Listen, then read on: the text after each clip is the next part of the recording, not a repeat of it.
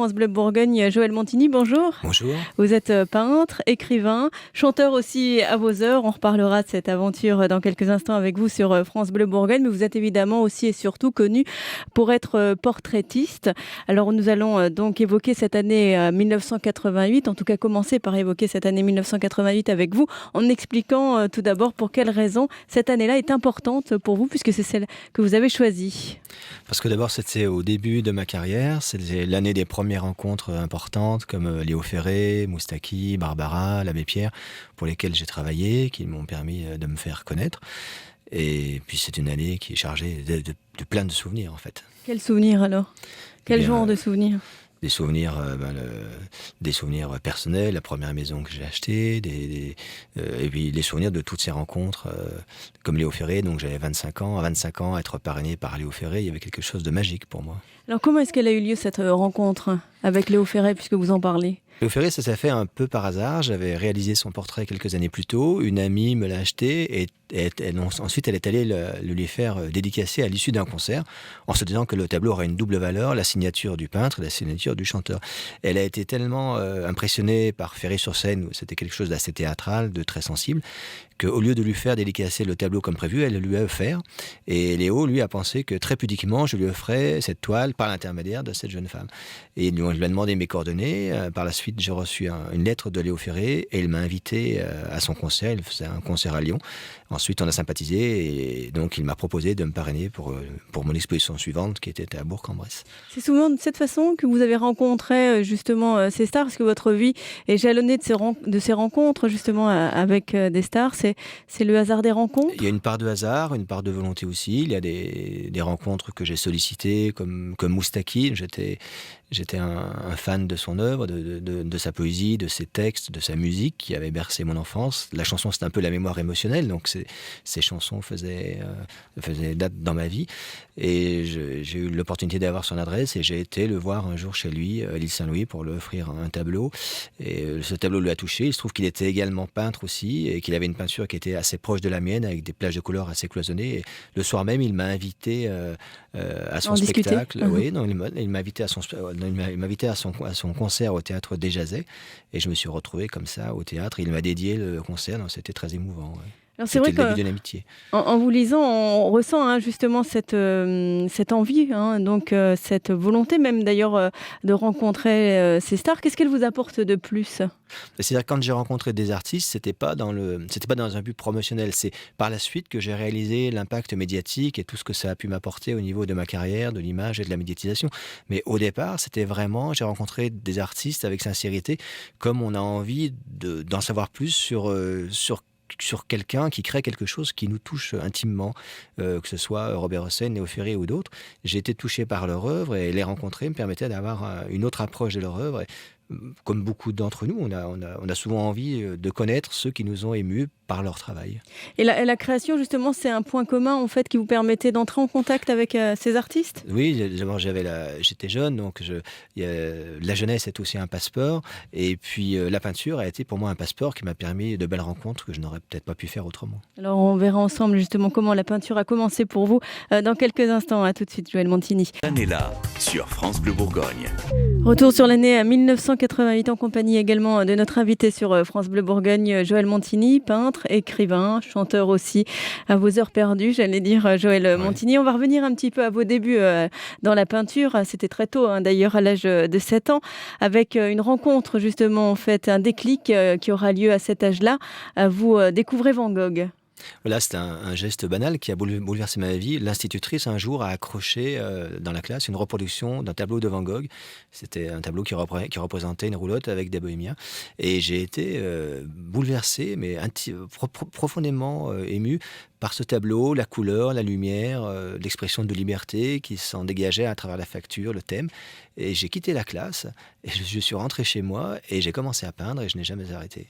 À l'âge de 7 ans, donc, vous avez commencé à prendre les pinceaux. Voilà, ouais. Et c'était tout de suite de la peinture, de l'huile ? C'était du pastel, du parce pastel. que on m'avait offert une boîte de pastel, et j'ai continué à travailler avec du pastel. Je travaille aussi à l'huile, à l'acrylique, mais le pastel est resté mon matériau de prédilection. Peintre autodidacte. Voilà, je n'ai jamais pris de cours. Vous n'aviez pas voulu ? Je n'ai pas voulu, on ne me l'a pas proposé, et puis ça ne me dérange pas en fin de compte, parce que ça m'a permis d'affirmer Votre ma personnalité. sensibilité à travers mes propres choix. Et pourtant, vous avez suivi une formation de tailleur de pierre. Alors on se dit pourquoi est-ce qu'il n'a pas fait les beaux-arts? C'est parce que mes parents voulaient que je choisisse un métier. Dans leur tête, tailleur de pierre, c'était un vrai métier. Les beaux-arts ne débouchaient pas forcément sur un vrai métier. Donc, on m'a proposé de faire cette profession qui, pour eux, se rapprochait le plus de la peinture, même si c'est très, très différent, parce que la taille de pierre et la peinture sont des mondes différents. Mais c'était intéressant. Toute expérience est intéressante et enrichissante. Donc vous êtes allé jusqu'au bout de cette formation en fait, de tailleur de pierre. Voilà, ce qui m'a permis de vivre 3 ans à Dijon. C'est une ville que j'apprécie, avec une très belle architecture. C'est la ville au sans clocher.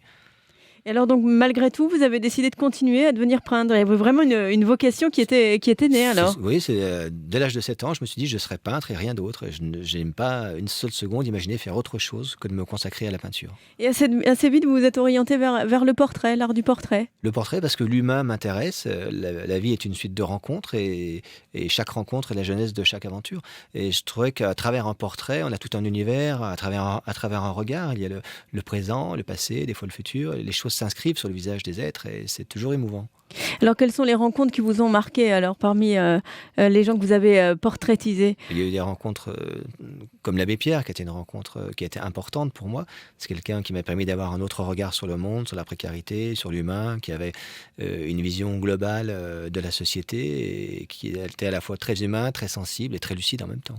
Est-ce qu'il y en a eu d'autres en dehors de l'abbé Moustaki, Pierre? dont on a parlé tout à l'heure, parce que son œuvre m'a vraiment touché. Léo Ferré. Je pense à Barbara aussi. Barbara aussi, que j'ai rencontrée par l'intermédiaire de Moustaki. Elle avait vu mes tableaux chez lui. Il y a énormément de rencontres qui m'ont touché. Alors justement, comment est-ce que vous peignez? Qu'est-ce qui vous guide justement? Qu'est-ce que vous avez envie d'exprimer lorsque vous portraitisez les gens? Quand je peins un artiste, si je suis sensible à son œuvre, j'ai plus de plaisir et plus d'intérêt à peindre parce que les artistes finissent par ressembler à leur œuvre. Barbara était devenue une sorte d'aigle noir. Jacques Higelin, on trouve sa grâce et sa folie dans son visage. Enfin, voilà, chaque artiste porte son univers. Mais c'est toujours en fait, vous peignez de façon instinctive, ça reste toujours le cas en fait. Oui, je peins de façon... Comme je n'ai jamais pris de cours, j'ai uniquement les techniques que j'ai trouvées comme ça. Mais pour le portrait, j'essaye d'être le plus fidèle possible à la personne. Ensuite, c'est interprété à travers l'audace des couleurs. Mais j'essaye d'être fidèle à la figuration pour que la personne puisse se reconnaître. Ce qui est comme le but d'un portrait. C'est le premier but du portrait. Vous parlez d'audace des couleurs, nous en reparlerons justement avec vous dans quelques instants. À tout de suite.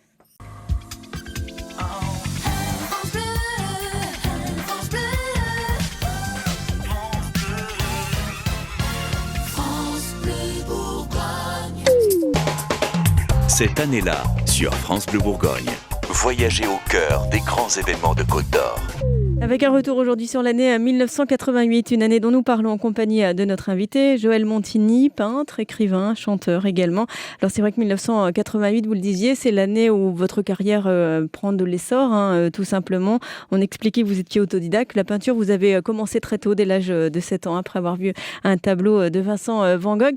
Alors on va parler justement de ce qui fait l'une des caractéristiques de votre travail, c'est la couleur en fait. Pourquoi tant de couleurs, Joël Montigny? Parce que pour moi, la couleur, c'est la vie. Dans la nature, il y a plein de couleurs et je n'imaginais pas peindre sans couleur. Pour moi, c'est l'essence même de la peinture, c'est la couleur. Et l'huile aussi, l'acrylique, ça c'était important aussi en fait comme matière. Je travaille à l'acrylique, mais le matériau que j'utilise le plus, c'est le pastel, probablement parce que c'est les premiers outils que j'ai eu pour travailler lorsque j'étais enfant. Et j'ai travaillé avec de la cire chaude en 5 couches superposées, ce qui permet d'avoir des effets de transparence et des teintes plus lumineuses que le pastel traditionnel. Alors on vous connaît surtout en tant que portraitiste, mais vous ne faites pas que des portraits, donc vous peignez également des paysages. Oui, je fais beaucoup de paysages, des scènes de vie, scènes de plage, scènes de carnaval. Enfin, je trouve que tout est intéressant à peindre. La vie est intéressante à peindre au sens large du terme, et les scènes de café. Enfin, et comment est-ce que vous travaillez en fait? Vous travaillez toujours en atelier? Vous travaillez plutôt en extérieur, avec des modèles, sans modèle? Est-ce que vous avez besoin que la photo soit figée? Je ne sais pas, que le modèle soit figé, j'allais dire. Non, je travaille toujours à l'atelier, mais je fais des croquis dans la rue, dans la vie, un petit peu partout. Mais pour des raisons pratiques, comme je fais chauffer la cire, etc., je travaille à l'atelier. Et ce qui me permet de réinventer les couleurs et de travailler sur la mémoire émotionnelle des paysages ou la mémoire sensorielle. C'est en fonction de ce que j'ai ressenti, les chaleurs, les atmosphères et tout ça. Et même pour les portraits, en fait, vous travaillez de cette façon-là, en fait? Pour les portraits, je travaille de cette façon, mais ensuite avec une photo, parce que j'ai besoin d'un support assez précis pour être justement précis dans la représentation. Et alors, vous avez exprimé un petit peu ce que vous vous cherchiez à exprimer dans les portraits. Dans les paysages, c'est quoi en fait ce que vous recherchez ? Les paysages, c'est plus une atmosphère, un moment, un instant de vie. Alors nous reviendrons justement sur votre travail dans quelques instants sur France Bleu Bourgogne, parce que c'est un travail, vous tournez chaque année, vous organisez des expositions un petit peu partout en France, et même beaucoup d'expositions. Donc vous êtes vraiment un artiste bohème, j'allais dire. On en reparlera avec vous dans quelques instants. Avec nous pour nous parler également de son année 1988, Joël Montini, peintre, écrivain. Alors nous allons continuer à parler justement de votre travail de peintre. Alors c'est vrai que vous peignez, mais vous partez aussi en tournée. C'est une autre particularité en fait de votre travail, Joël Montini. Quand je dis que vous partez en tournée, c'était vraiment, même si vous êtes calmé maintenant, mais c'était vraiment le cas, c'est-à-dire que vous étiez souvent sur les routes. Oui, c'est vrai, je faisais 7 mois de tournée par an. C'est-à-dire que je me suis inspiré des artistes du showbiz pour lesquels je travaillais, et je me suis dit, un peintre n'est pas obligé de rester dans sa ville natale ou d'aller sur Paris quand il a du succès. Et on peut aussi aller à la rencontre du public, car les sensibilités ne sont pas sectorisées. Il y a des gens qui sont sensibles à la peinture, aussi bien à Guéret qu'à Dijon, qu'à Bordeaux, dans chaque ville de France. Donc je pensais que c'était important d'aller à la rencontre du public, et les tournées ont très bien et fonctionnent toujours très bien. Parce que vous parlez de tournées d'ailleurs en plus, voilà, c'est je étonnant. faisais à une époque 25 expos par an, j'en fais maintenant entre 15 et 20, ce qui est encore beaucoup, et c'est structuré, je pars 3 mois, je m'arrête 3 mois, je repars 3 mois. Voilà. Et c'est comme ça que vous rêviez la vie d'artiste, un peu une vie de bohème en fait finalement, quelque part? Je ne rêvais pas à la vie d'artiste, que j'imaginais même pas avoir la chance de vivre de ma peinture. Pour moi, je pensais être facteur ou tapissier décorateur ou avocat, je sais pas, des tas de métiers, mais je ne pensais pas qu'on puisse vivre de sa passion, parce que pour moi, peindre n'est pas un travail, c'est une passion. Le travail, c'est la vente, c'est la promotion. Donc avec le recul, vous estimez avoir eu de la chance en fait? Ah bah oui, j'ai vraiment eu le sentiment de vivre un rêve, c'était extraordinaire. Alors vous le disiez en fait, lorsque vous partez en tournée, l'idée c'est de rencontrer le public. Alors qu'est-ce que vous aimez justement dans cet échange avec ce public? Ce qui me plaît dans le public que je rencontre en tournée, qui n'est pas forcément le même que je rencontre sur Paris, c'est la diversité. Comme j'alterne les expos en galerie et dans des lieux municipaux, je rencontre le grand public, des gens qui ne sont pas toujours sensibles à la peinture, qui viennent parce qu'il y a une promotion, parce qu'il y a l'image du peintre des stars qui capte un public plus large que le public initial de la peinture. Et les gens sont ensuite confrontés à la peinture, et toute une partie de mon public, ce sont des personnes qui n'avaient avant jamais acheté de tableau et avec qui je tisse des liens affectifs, et c'est un public que je fidélise en même temps, et ça me permet, en repassant dans les villes tous les 2 ans, de continuer des conversations qu'on a commencées 2 ans avant, et c'est vraiment assez émouvant de retrouver les gens comme ça, et les gens sont très fidèles. Et c'est l'un des intérêts c'est l'un des intérêts d'être peintre, c'est ça aussi? Peindre, c'est créer, c'est communiquer. On ne peut pas communiquer qu'avec soi-même. Et je trouve que la tournée, les expos sont complémentaires à l'acte créatif qui est un acte de solitude. Et les expos, il y a une ouverture sociale, et ça permet de rencontrer l'autre. Et on se nourrit du regard des autres, des émotions des autres, de leurs réflexions, de leur sensibilité. Un artiste est une éponge qui s'imprègne pour restituer après sur la toile ou sur le papier. Alors vous travaillez, vous peignez environ 300 tableaux par an, ça fait à peu près un par jour. Ouais. Donc vous en feriez rêver à plus d'un. Vous êtes un vrai bourreau de travail en fait. Oui, mais j'ai pas, vu que pour moi c'est un jeu, ça me plaît, j'ai pas le sentiment de travailler, et je dors très peu, je dors 5 heures par nuit, et le repos c'est un changement d'activité. Donc lorsque je ne peins pas, j'écris, si j'écris pas, je restaure des maisons, j'aime faire quelque chose. Si je ne fais rien, je m'ennuie, je peux pas rester sur une plage une journée entière. Alors nous parlerons justement de vos autres activités dans quelques instants, Joël Montini, à tout de suite. Bleu Bourgogne. 1988, une année qui a compté également pour notre invité sur France Bleu Bourgogne, Joël Montini. Cette année-là, votre carrière prend de l'essor. Peintre donc, mais aussi écrivain. Alors, qu'est-ce qui vous a poussé, qu'est-ce qui vous a conduit vers l'écriture, Joël Montini? J'ai toujours aimé écrire, j'écris depuis l'enfance. J'ai peint avant parce que la peinture, c'est le premier langage. Donc on sait, les enfants savent dessiner avant de peindre. Mais à partir du moment où j'ai su écrire, j'ai toujours écrit des petites nouvelles, des poèmes, des textes. Et j'ai attendu d'être connu pour être édité. Mais j'ai toujours aimé écrire, et je trouve que l'écriture, c'est très pratique. Parce que la peinture, il faut du matériel, il faut un atelier. Quand je suis en tournée, je ne peux pas peindre pour des raisons pratiques. Alors je peux dessiner et je peux écrire. On peut écrire dans l'avion, dans le train, on peut écrire dans sa chambre d'hôtel. Et ça permet de fixer des émotions, des souvenirs, et de revivre. Ce qui m'intéresse aussi dans l'écriture, c'est de revivre des moments, comme c'est une écriture autobiographique, introspective, ça me permet de revivre des moments que j'ai vécus et d'avoir le sentiment comme ça de vivre 2 fois. Et vous n'écrivez jamais à votre bureau, hein, c'est ce que vous dites? Non, jamais, j'écris n'importe où. Mais vous avez besoin en fait d'être en extérieur, d'être loin de chez vous pour écrire ou pas forcément? Je peux écrire dans ma cuisine, dans ma salle à manger, dans mon salon. Mais l'avantage de l'écriture, c'est la liberté. On peut écrire n'importe où. Alors, et vous êtes essayé la chanson, je disais à vos heures, parce que ça a été un seul essai, je crois, unique disque, essai. ouais. Voilà. Là, j'ai eu de la chance. C'est une maison de disques qui m'a proposé de faire un disque. Et comme je faisais des pochettes, des choses comme ça. Et comme j'écrivais. Et ensuite, elle a revendu le disque à une grosse maison de disques, donc à Arcade, qui est une major. Et le disque a été bien diffusé. Il a été diffusé dans les grandes surfaces. Vous avez travaillé d'ailleurs avec l'affaire Louis Trio, donc voilà, à cette occasion. Trio, oui, avec Marie Rivière aussi, qui est une comédienne qui joue dans les films d'Éric Rohmer. Et c'était un peu un rêve d'adolescence de faire un disque, en plus dans une grosse maison de disques, bien diffusé, il passait sur 200 radios, c'est un disque qui a bien fonctionné à l'époque. Vous ne chantiez pas Je chantais, c'était chanté, parlé. Chanté, parlé. Chanté, parlé. J'ai écrit les textes, mais je n'ai pas écrit les musiques parce que je ne suis pas musicien, même si j'aime beaucoup la musique. Et ça vous a pas donné envie de reconduire l'aventure? J'ai le producteur de Francis Cabrel que j'ai rencontré qui m'avait proposé de faire une tournée en première partie, mais moi j'avais mes tournées d'expo qui fonctionnaient bien et c'était compliqué de caler des dates, de cumuler. Et donc, j'ai préféré me recentrer sur la peinture, qui est quand même ma première passion. Puis je me sentais pas intimement chanteur. C'était un rêve que j'ai réalisé, mais voilà.